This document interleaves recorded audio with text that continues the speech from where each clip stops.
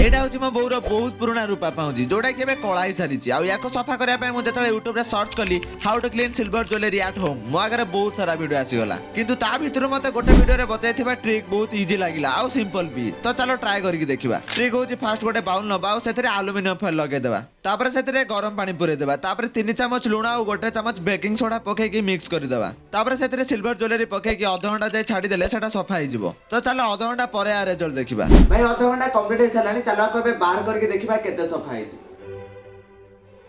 भाई एते भी सफा नहीं किंतु आगो अपेक्षा टिके सफा થઈ जाईजी टिके राको ब्रश रे घसी टिके देखि देबा काले सफा है बाउ टिके।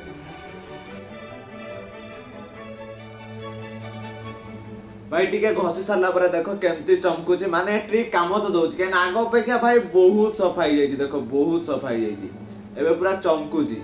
आ वीडियो जदी भल लागिस ताले ओटे लाइक कर देबे आ ए ट्रिक ता आपन को केमती लागिला कमेंट रे जणाई दिबे।